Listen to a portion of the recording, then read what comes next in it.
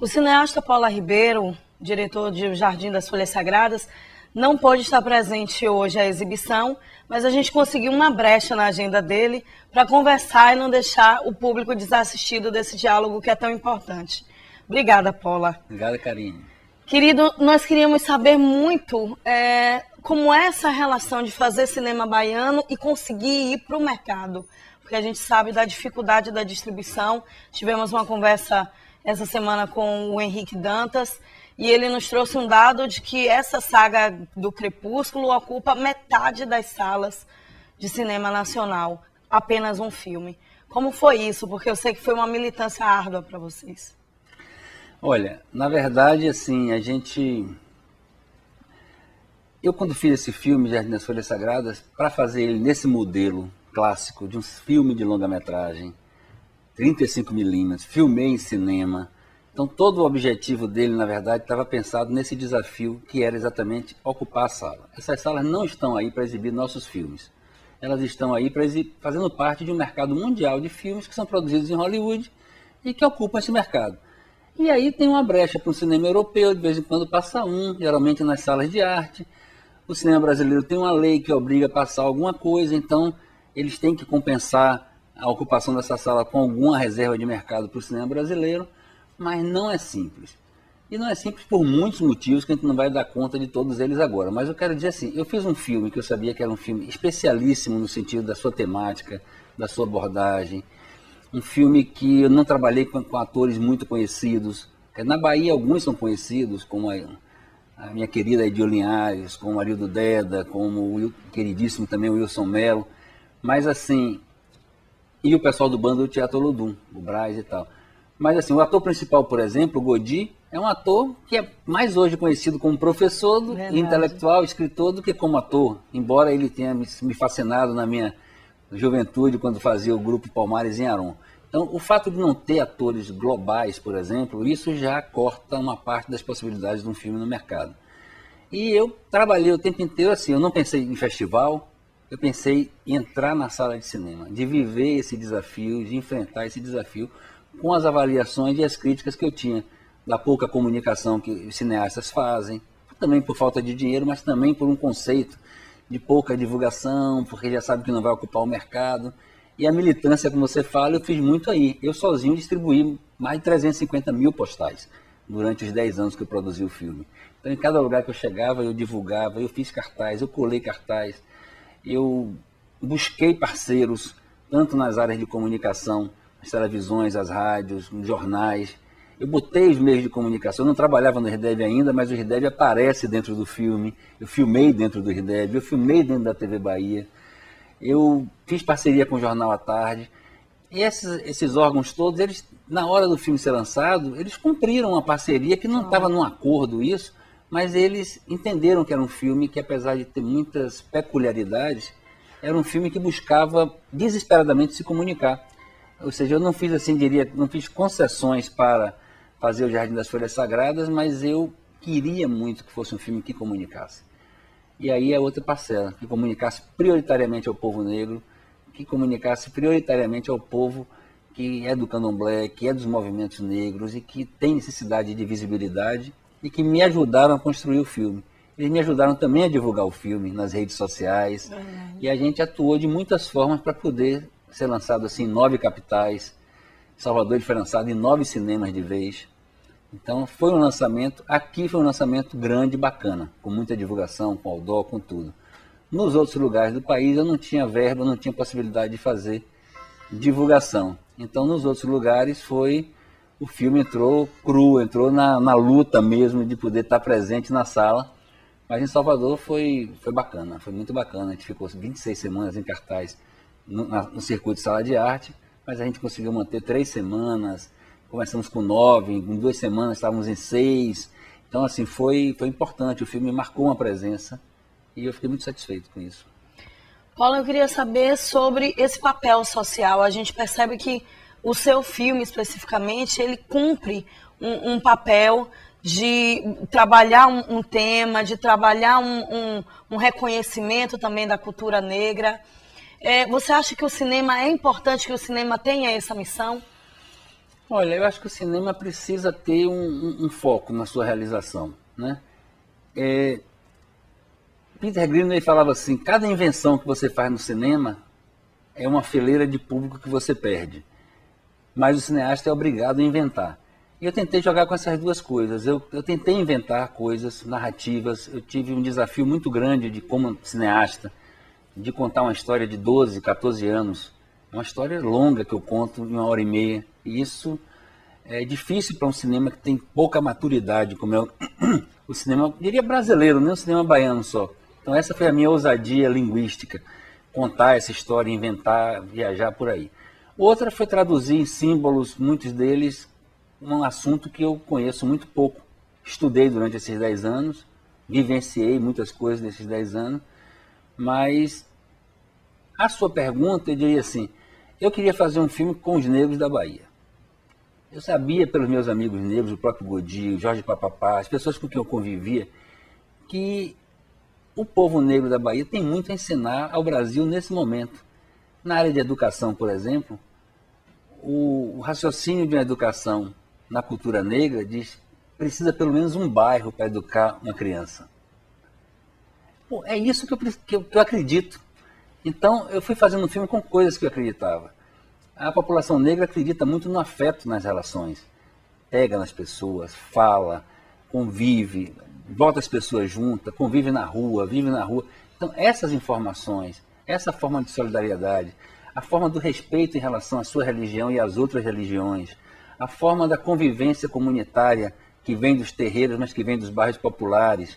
Então, são muitas informações, fora a música, a dança, o corpo, a linguagem. Então, assim, essas coisas eram verdades que eu vivo em parte e que gostaria de passar no meu trabalho para o público. Então, se o filme tem um teor social forte e tem muita discussão e muitas vezes até didático em algum momento, é porque o movimento negro, quando eu falo movimento negro, não estou falando do movimento político negro, MNU, SEM, o negro e tal, que todos ajudaram o filme.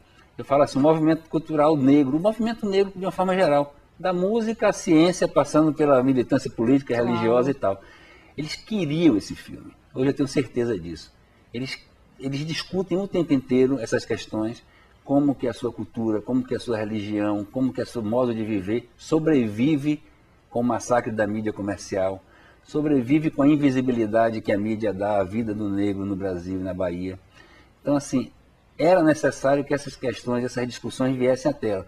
E eles perceberam em mim, foram generosos comigo, porque me deram muita credibilidade, tanto os terreiros religiosos como os movimentos negros, que às vezes brigam entre si por discussões conceituais e tal. Claro.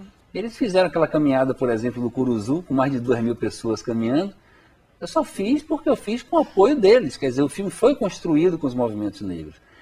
E então, assim, ele transborda de questões sociais, porque essa é a realidade também numa cidade como Salvador, né? Você tem muita demanda para se falar e muita demanda conceitual. E, por exemplo, como a religião afro-brasileira não tem uma Roma que determina como todos os terreiros devem funcionar, eles estão discutindo relações assim, pode ser filmado, não pode ser filmado, o que é que pode ser filmado, esse ritual é assim, é assado, tem que ter chão, ter terreno para poder ter um terreiro, e quem não tem chão não pode abrir terreiro. Quem faz uma operação transexual pode manter o mesmo orixá masculino ou feminino. Nossa. São questões importantíssimas da contemporaneidade que vinham à tona o tempo inteiro. E eu precisava ser fiel a isso de alguma forma. Então eu conto uma história de 12 anos trazendo esses assuntos à tona e o filme é carregado disso. Eu acho que o filme nem sempre... acho que a obrigação do filme é ser de verdade.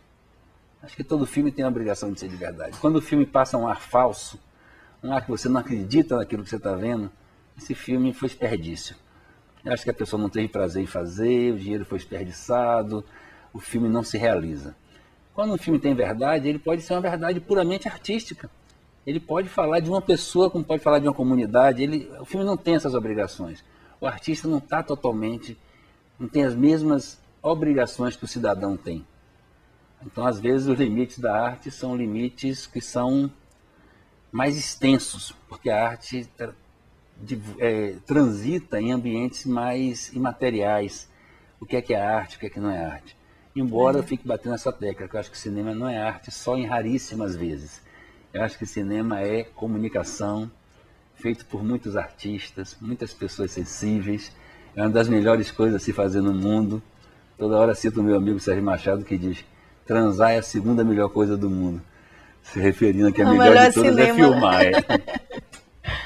Paula, você é de uma geração que demorou muito tempo para fazer longa-metragem. E no processo do longa-metragem também demorou, como, por exemplo, o Edgar Navarro também demorou 10 anos, o seu Jardim das Folhas Sagradas, Henrique Dantas ontem estava falando também dos 10 anos que ele demorou fazendo Filhos de João, Belens. Você acha que o filme que você projetou há 10 anos atrás, quando você concebeu o Jardim das Folhas Sagradas, é o filme que você tem pronto na tela? Mudou, demorou, esse tempo foi necessário?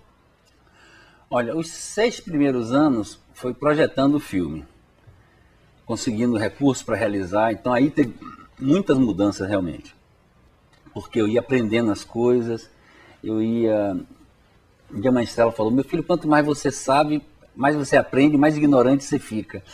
Porque é isso, eu ia aprendendo para fazer o filme, mas eu ia vendo o tamanho da coisa, a complexidade da coisa, e eu queria saber só para errar menos, para construir uma história e que eu errasse menos. Então, até 2006, na hora de filmar, eu fui mudando muito o filme, fui aprendendo muitas coisas, fui construindo o filme.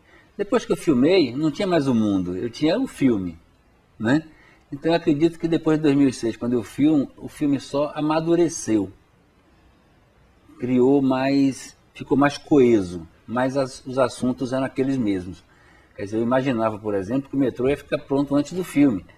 E aí o filme fica pronto antes do metrô. Só no seu filme tem metrô. E é massa aquela cena, que é uma cena que não existirá nunca no mundo, né? A Fonte Nova antiga e o metrô funcionando. Mas eu acho que essas coisas, quer dizer, o filme, ele agora vai se refazendo. Agora são mais filmes do que enquanto eu estava realizando. Porque é o olhar de cada um que vai, de alguma forma, reconstruindo, né, o filme, fazendo novas abordagens, novas leituras, novos olhares. Bom, a proposta do festival é que o baiano se reconheça nas telas. Seu filme, acho que cumpre de forma incrível esse papel, as pessoas veem ali a sua comunidade. O que você acha dessa proposta? Você faz cinema pensando que as pessoas se reconheçam ali? Sim, é aquela história que eu falei, de comunicar, né? Eu queria comunicar, achei que ia tomar muita porrada, felizmente tomei menos do que eu achava. O movimento negro, esse religioso, político e tal, incorporou o filme, tem um maior sentimento de pertencimento e de prazer com o filme. Agora, em novembro desse ano, o filme foi exibido em vários lugares, no hip hop, dentro de terreiro, e as pessoas estão cobrando muito o DVD e tal. Então, eu acho que nesse sentido o filme ele cumpre, e é esse o meu maior prazer em relação ao filme. Eu acho que eu fiz um filme que o negão assiste e diz: pô, que legal que esse cara fala a linguagem. Pô, esse cara é de santo. Quando eu digo, não sou de santo, o cara fala: você não sabe que é de santo. Até dizer que eu falei assim, que os negões, aí recebi um telefonema de Godi. Os negões o quê, rapaz? Que negócio é esse de os negões? Eu disse: não dá para eu falar de negão. Ele fala: qual é, velho? Mas não dá. Quer dizer, eu sei a diferença, eu acho que essa foi a grande qualidade, na verdade, do meu trabalho, foi poder ter executado o que eu desejo na TVE, desejo na minha atividade de cineasta, que é executar trabalhar uma escuta radical. Eu acho que eu fiz uma escuta radical com esse filme, eu tinha uma responsabilidade muito grande com ele, eu fiz uma entrega de deixar as coisas chegarem mesmo, e fui percebendo isso e fui construindo, e o filme foi construído o tempo inteiro, como eu estou falando, com a mão das pessoas também. Então tem mão de alorixá escrevendo texto, tem mão de agente político falando, comentando, discutindo, o próprio Godi, que é um intelectual que acompanhou todo o processo como ator, lendo os roteiros. Então assim, o filme foi ganhando essa consistência, embora sempre você nunca soubesse como bate na tela. Mas, muito obrigada, eu espero que vocês tenham gostado. Eu também, adorei essa oportunidade que a gente teve aqui, depois de bater um papo. Eu estava no programa, o programa encerrou, a gente contou com a colaboração dos amigos que adiaram um pouco o almoço deles. Obrigada para poder fazer essa cena assim, televisiva, cinematográfica, massa. Agradecer a vocês que vieram ao cinema e que hoje nessa sessão desse festival, acho que o trabalho de Karine é um trabalho extremamente comprometido, sério, eu tenho o maior prazer de estar com ela em todas as coisas. Infelizmente não pude estar aqui porque tenho esse compromisso na UESC com a banca de Agima, que é filha do ator Carlos Betão, que também está no filme, e é um compromisso que eu já tinha assumido há mais de 3 meses e eu não podia furar. Então, muito obrigado por vocês terem vindo e vamos junto. Beleza, e até amanhã. Até amanhã. Massa.